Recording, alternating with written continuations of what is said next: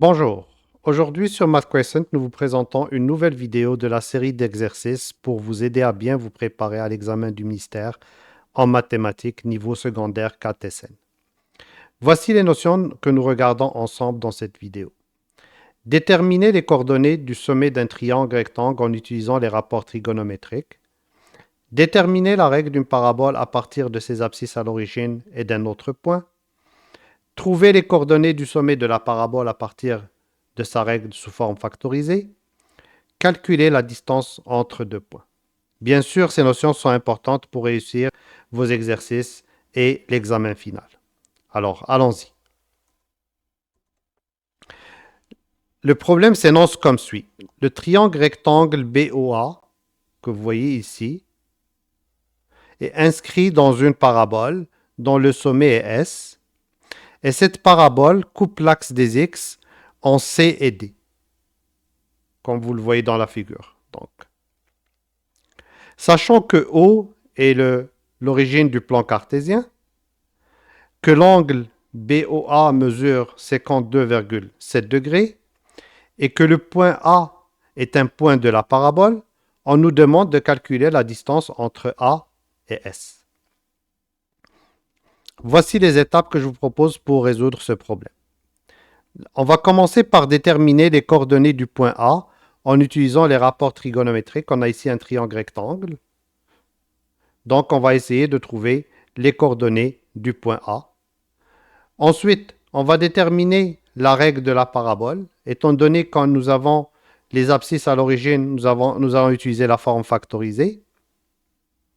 Une fois on a trouvé la règle de la parabole, on va déterminer les coordonnées du point S. Et avec les coordonnées du point S et les coordonnées du point A, on va calculer la distance entre ces deux points. Alors, quelles sont les coordonnées du point A? Appelons-les X et Y. On voit que A et B ont la même abscisse. Donc, le X va être égal à moins 4. Et aussi, on sait que la distance entre O et B est égale à l'abscisse, en valeur absolue bien sûr, du point B. Donc, la mesure de OB est égale à 4 unités. Maintenant, ce qu'on cherche, c'est la distance AB qui va représenter l'ordonnée du point A. Donc, la distance AB va représenter l'ordonnée du point A. Comment on va calculer ça? On va utiliser l'angle que nous avons. Donc, on sait, étant donné qu'on a le côté adjacent à l'angle et qu'on cherche le côté opposé, donc ce qu'il faut utiliser, c'est le rapport trigonométrique tangente. La tangente de l'angle AOB est égale à la mesure du côté opposé, donc MAB, divisé par la mesure du côté adjacent, qui est MOB. Et donc, la mesure du côté AB qu'on cherche va être égale à la tangente de l'angle AOB que multiplie la mesure de OB. Nous avons l'angle, donc c'est 52,7, donc c'est la tangente de 52,7. Et on va multiplier ça par la mesure de OB qui est 4, et ce qui va nous donner approximativement 5,25. Donc, les coordonnées du point A, son abscisse c'est moins 4 et son ordonnée c'est 5,25. La prochaine étape est de déterminer la règle de la parabole. On a dit que, étant donné que nous avons les zéros de la parabole, ou bien les abscisses à l'origine, le point C et le point D, le point C a pour coordonnée 3, 0 et le point D a pour coordonnée moins 5, 0, on va utiliser la forme factorisée. On sait que x1, c'est l'abscisse, c'est une des abscisses à l'origine, et que x2, c'est l'autre abscisse à l'origine dans la forme factorisée. Donc x1 va être égal soit à 3, soit à moins 5, et x2 va prendre l'autre valeur. Donc on peut écrire f de x comme étant a x moins 3 que multiplie x moins 5 qui donne plus 5. Maintenant, il nous reste à déterminer a, et c'est pour ça qu'on avait besoin de déterminer les coordonnées du point A en premier, qui est un point de la parabole. On va utiliser ce point, les coordonnées de ce point, pour déterminer la valeur du paramètre A dans la forme factorisée.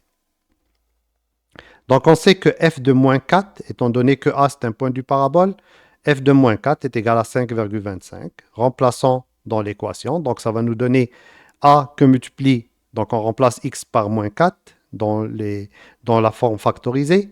Donc, ça va nous donner A que multiplie moins 4 moins 3, que multiplie moins 4 plus 5 est égal à 5,25. Ça nous donne, donc ici, moins 4 que multiplie moins 3, moins 4 moins 3, ça fait moins 7. Et moins 4 plus 5, ça fait 1. Donc, ça va nous donner moins 7a est égal à 5,25. Et donc, a est égal à 5,25 que divise moins 7. Si on divise ici les deux côtés de l'équation par moins 7, ça va nous donner 5,25 sur moins 7 et qui est égal à moins 0,75. Et ainsi, on a trouvé la règle de la fonction sous forme factorisée. C'est moins 0,75 que multiplie x moins 3 que multiplie x plus 5. La prochaine étape est de déterminer le sommet de la parabole. Déterminons alors les coordonnées x et y du point S.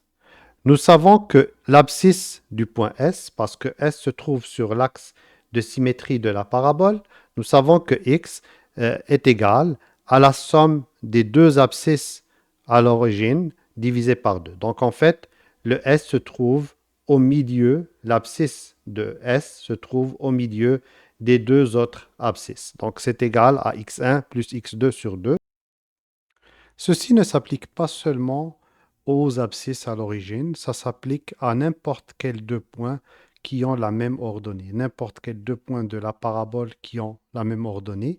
Si on prend le milieu de leur abscisse, ça va nous donner l'abscisse du point S. Donc, calculons x. X est égal à 3 plus moins 5 divisé par 2. Cette 3 plus moins 5 est égal à moins 2. Divisé par 2, ça nous donne moins 1.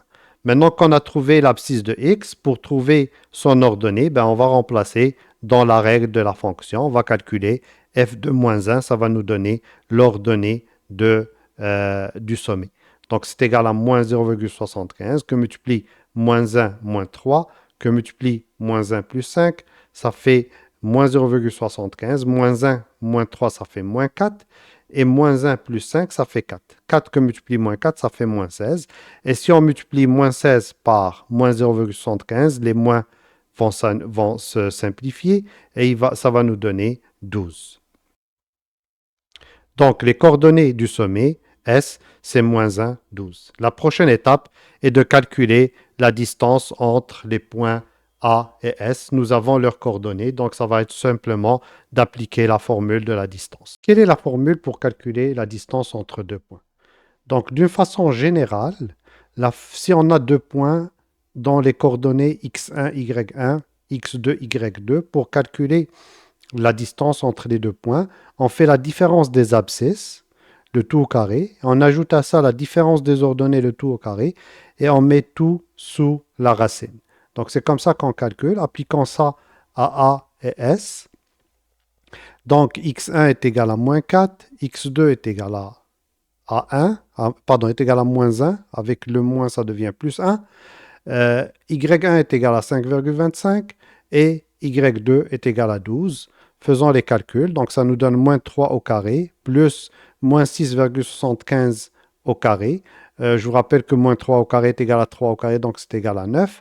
Moins 6,75 au carré est égal à 6,75 au carré, ça nous donne 45,5625.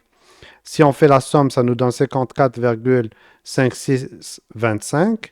Et la racine, ça nous donne à peu près 7,39. Donc la distance entre le point A et S est de 7,39 unités. Je vous laisse avec cette question pour terminer la vidéo.